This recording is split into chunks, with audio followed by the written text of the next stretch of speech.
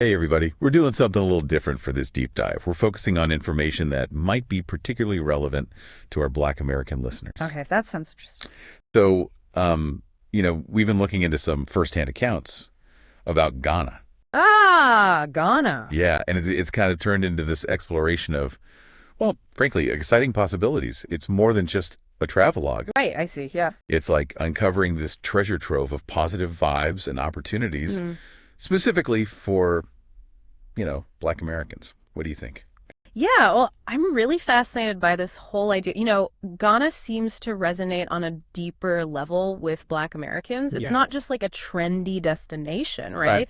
It's this whole idea of like reconnecting with your heritage and exploring a place where so many people feel a sense of belonging and even safety. Yeah, that's something I keep hearing about, this feeling of peace and belonging. Right. And it's not just a feeling, like it's tangible. Right? Yeah. Ghana has direct flights from New York. English is widely spoken, and it has this reputation for being incredibly welcoming. Yes. It's practically like they're inviting you in with open arms. It really is. And what's striking is that this sense of peace isn't just about like the absence of conflict, it goes deeper than that. It's about this sense of tranquility and shared heritage that just really seems to resonate with people. Okay, so you've piqued my interest. What specifically makes Ghana so attractive to Black Americans? I mean, beyond the warm welcome and the feeling of being safe. So imagine a place where you can truly immerse yourself in this vibrant culture that feels both familiar and excitingly new. Okay. Ghana has this incredible energy with these festivals like Afro-Future, which has been drawing huge crowds, especially from the diaspora. And you know what else? What? Ghanaian fashion. It's making waves globally. Oh, wow. Designers like chocolate clothing are like dressing high-profile figures, and the country's art scene. Yeah. Booming, with galleries showcasing incredible talent. That's amazing. It is. So it's not just about escaping, it's about plugging into this really rich cultural experience. Right, exactly. But what about the practical side of things? Like what kind of opportunities are we talking about for, Black Americans who might be considering a move or even just exploring business ventures in Ghana? Oh, tons of opportunities in various sectors, particularly for entrepreneurs. Like the real estate market. Yeah. It's on fire right now. Properties, especially those on the coast, are appreciating significantly. Wow. Some areas have seen values triple in just a few years. Triple. Wow, that's incredible. It sounds like there's a real chance to get in on the ground floor of something. Exactly. And it's not just real estate. The tourism industry, it's booming too. So that creates this ripple effect, right, of opportunities for businesses that cater to tourists. Oh, I see. Think about it. You could be offering tours, running a restaurant, or even starting a service that caters to the unique needs of travelers from the diaspora. Okay, I have to admit, I'm kind of getting swept up in this whole Ghana wave. I know, right?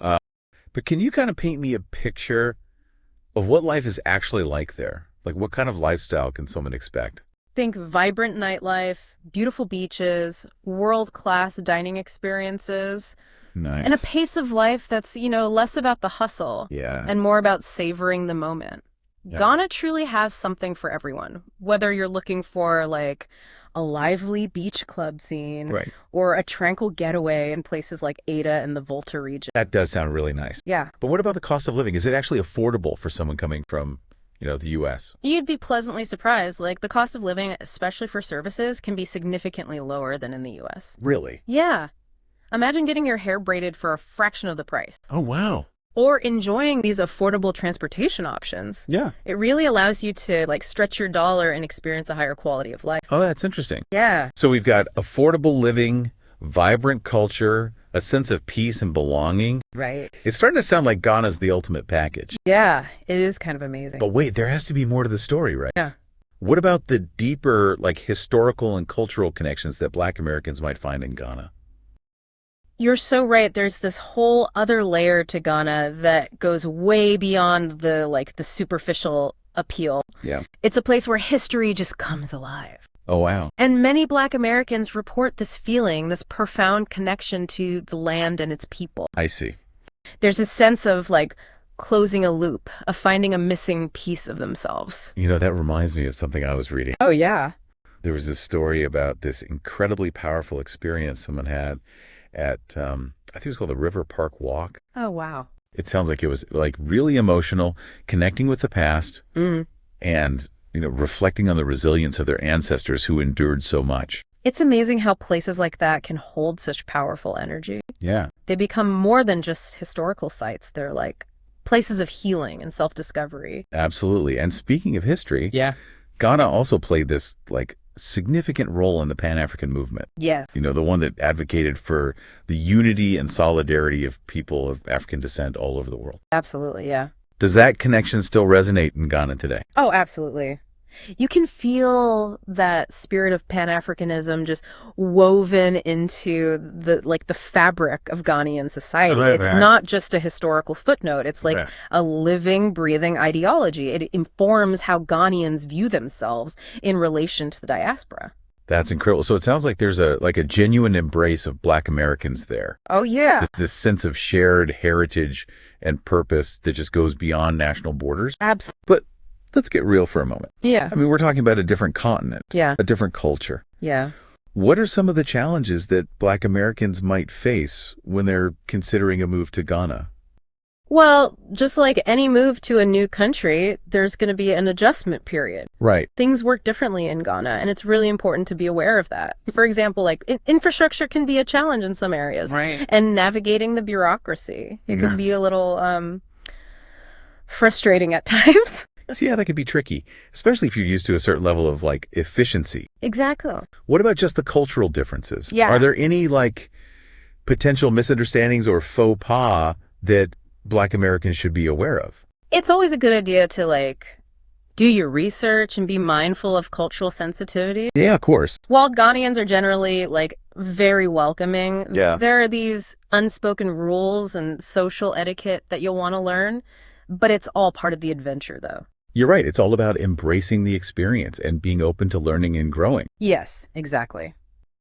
Now, we've talked a lot about the positive aspects of Ghana, We have. but I think it's important to acknowledge that no place is perfect. Yeah, Are there any like downsides or challenges that we haven't touched on yet? of course. Just like any country, Ghana has its issues. Okay. For instance, the lack of a centralized land registry system can make property transactions more complex. Right. I see. And, while Ghana is generally considered safe, Yeah. it's still important to be aware of your surroundings and take precautions. Right. Just like you would anywhere else. That's a good point. Safety is always a top priority, and it's smart to be prepared and informed. Right. Speaking of practicalities, Yeah. transportation could be another challenge. Yeah. What are some like reliable ways to get around in Ghana? Transportation can be a bit of an adventure in Ghana. Okay. While there are taxis and buses, they might not always run on a strict schedule. Right, right. Rideshare services are becoming more popular, though. Oh. And they offer a really convenient alternative. So it sounds like Ghana is this land of contrasts, It is. incredible beauty and opportunity, Right. coupled with some, real world complexities. Yeah. It's not a utopia, No. but it's a place where you can like carve your own path Right. and create a life that aligns with your values. It really is.